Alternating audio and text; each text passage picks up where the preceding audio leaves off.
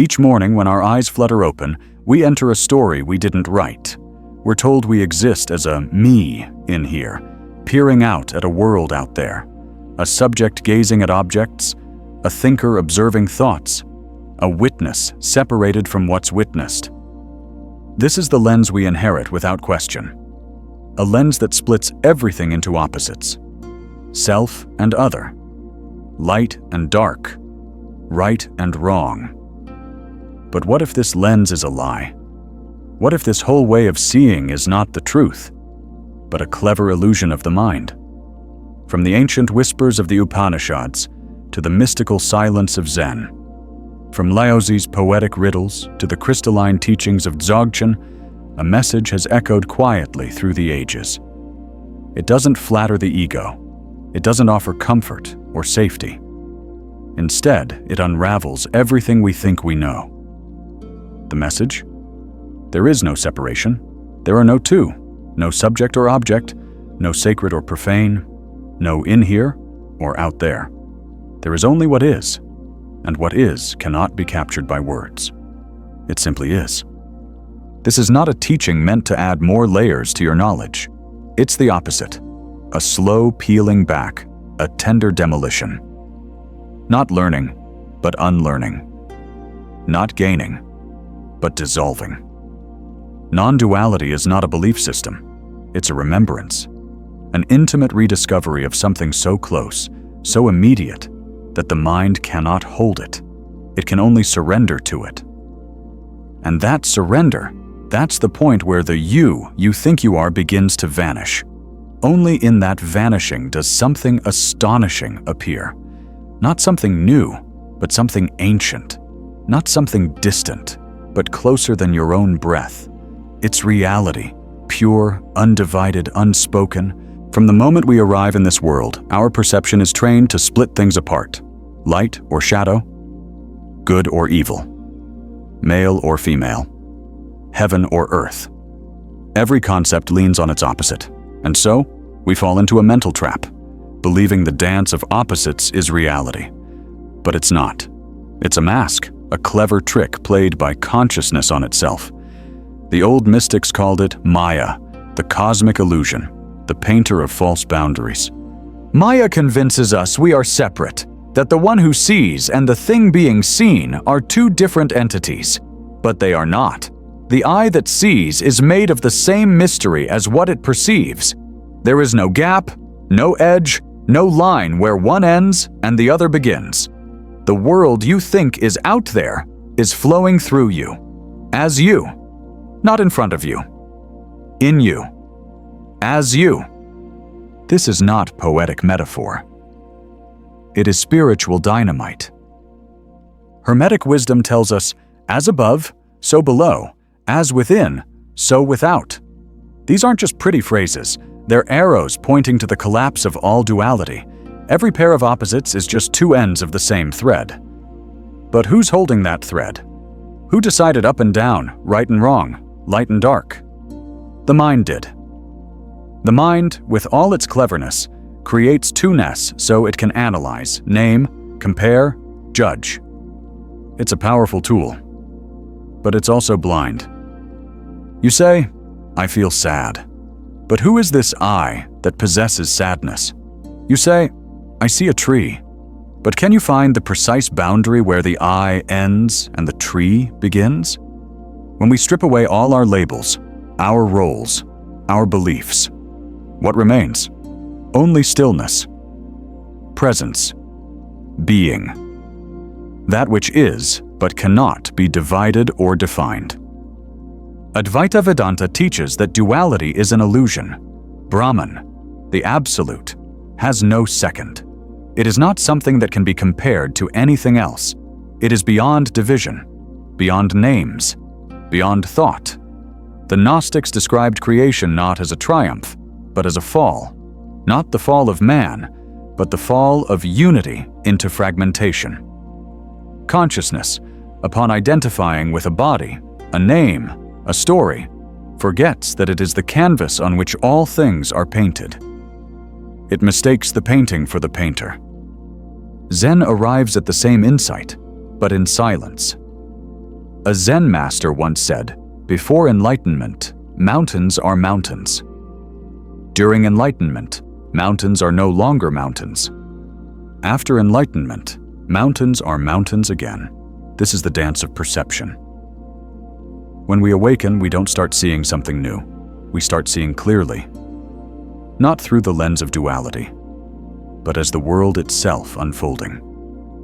The veil lifts, and everything is exactly as it always was.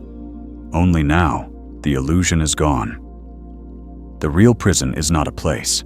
It's the habit of dividing reality into categories, right and wrong, male and female, self and other.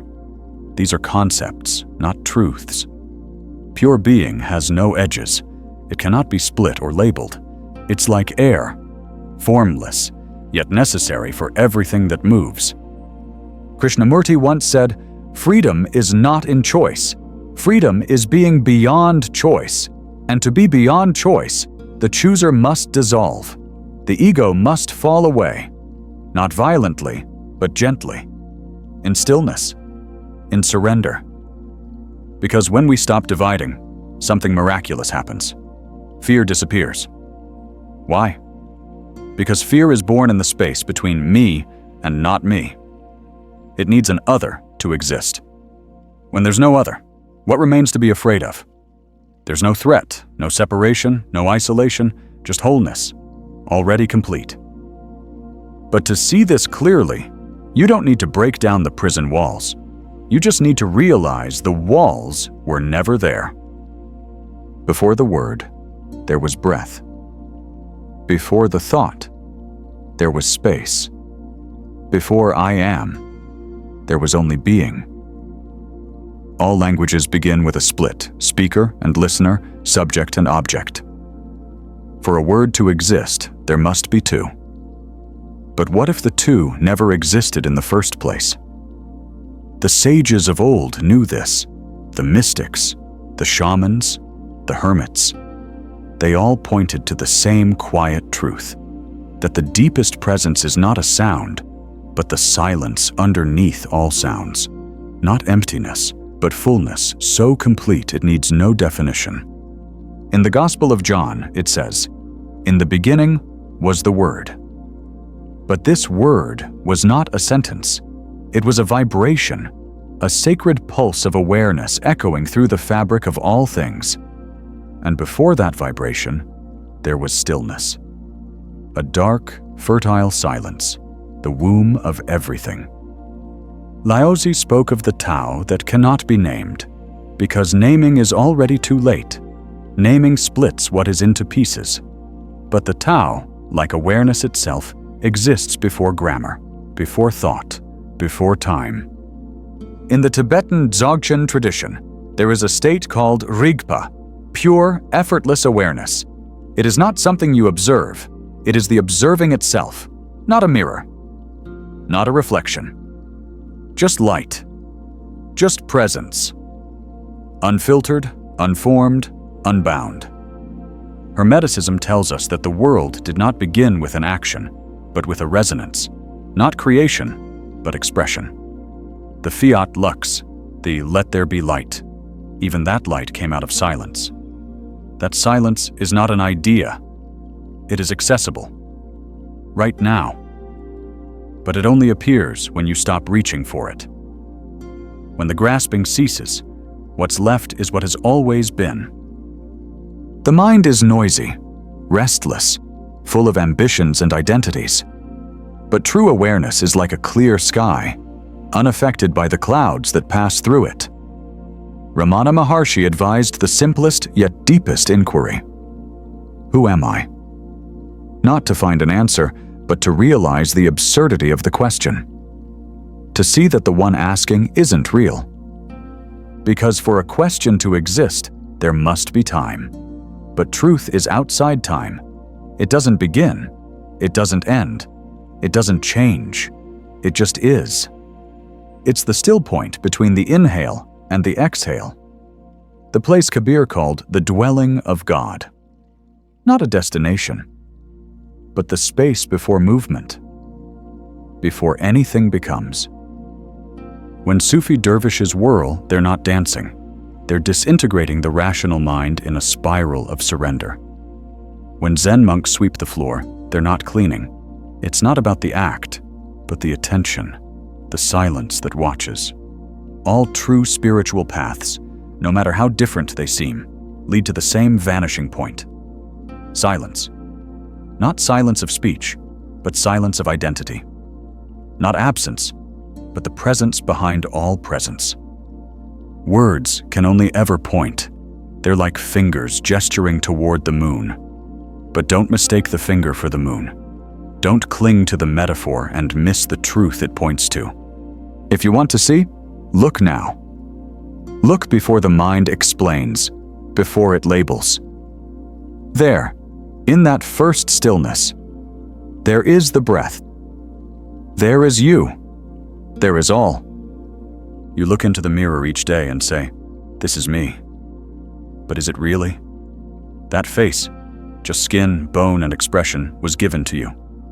That name, spoken by others until you repeated it like a mantra, was assigned. Those thoughts echoing through your mind, are they truly yours? Or just fragments of a collective story, recycled and replayed?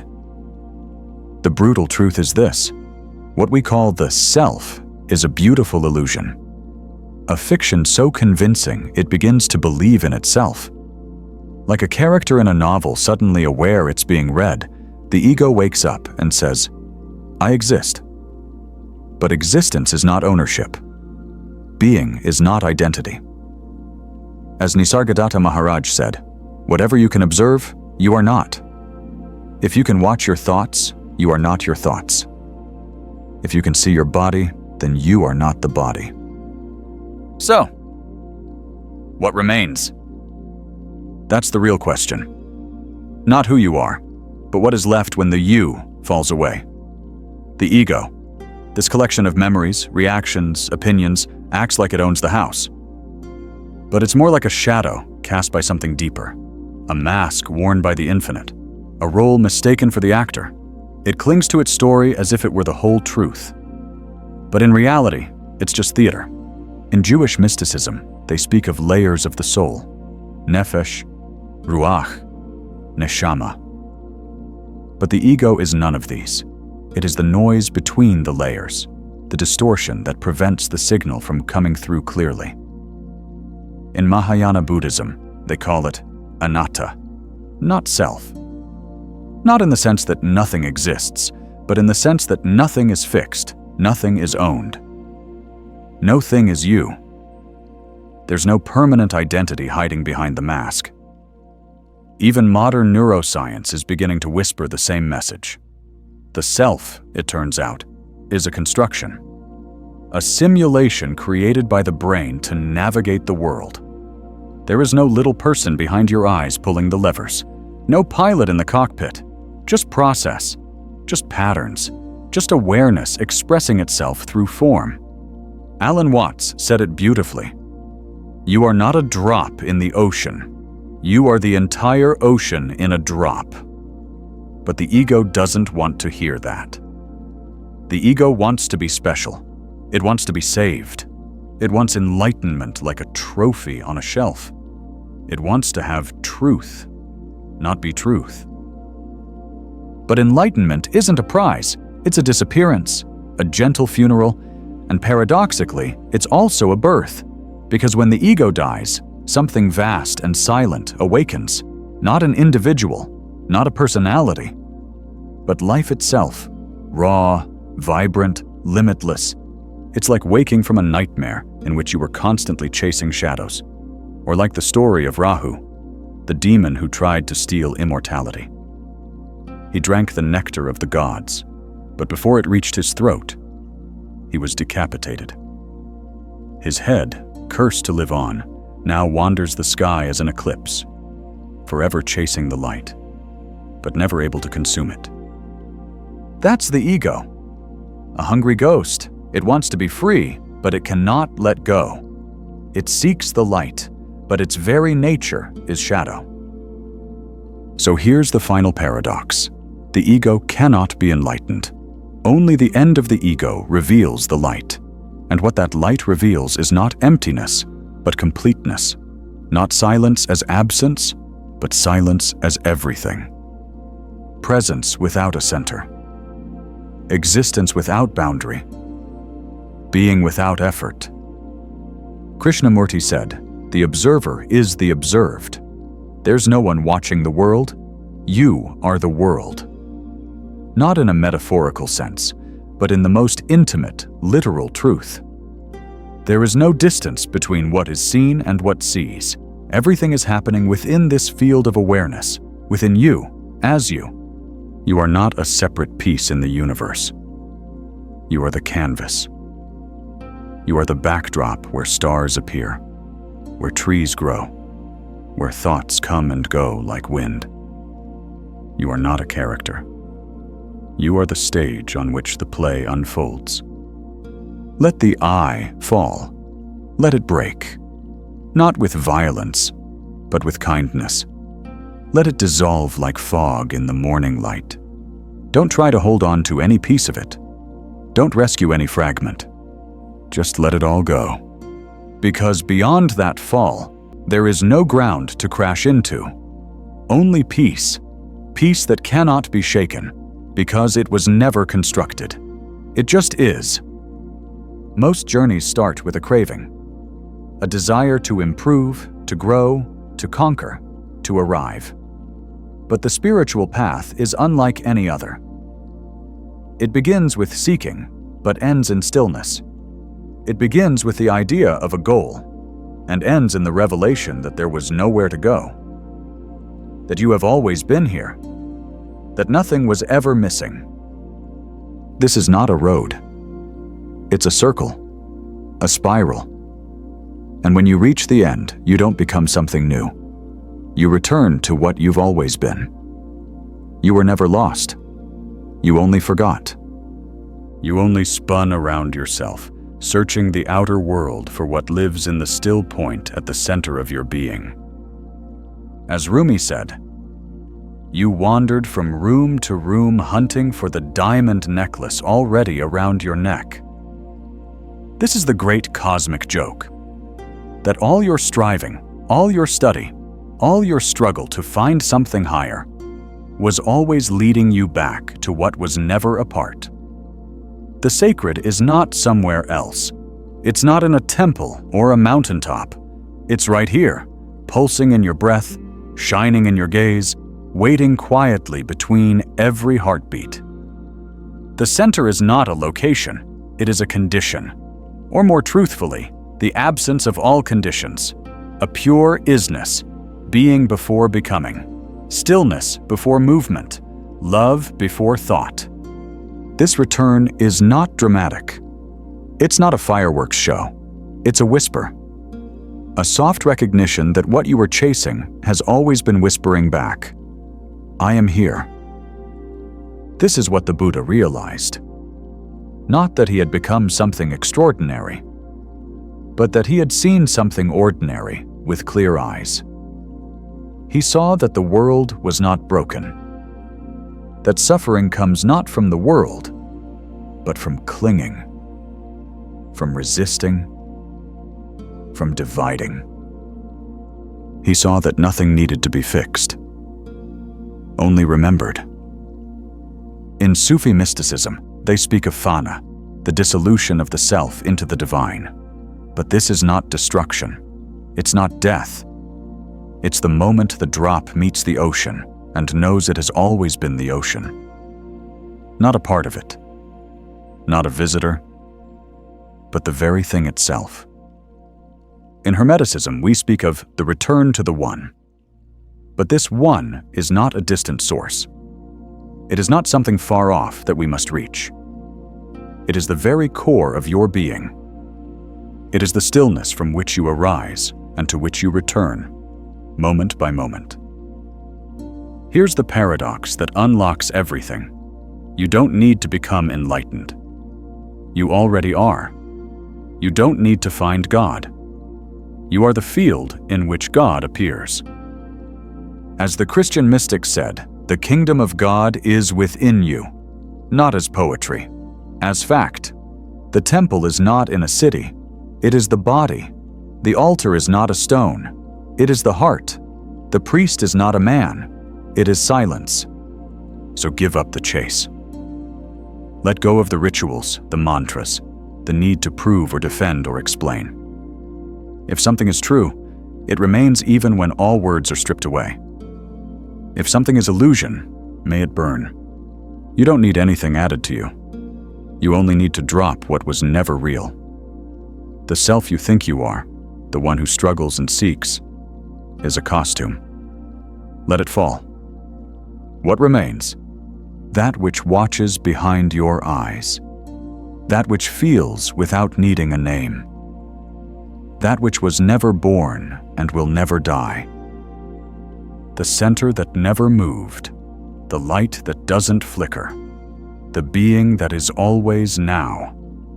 This is why the great sages smile when asked about truth, because they have nothing to explain.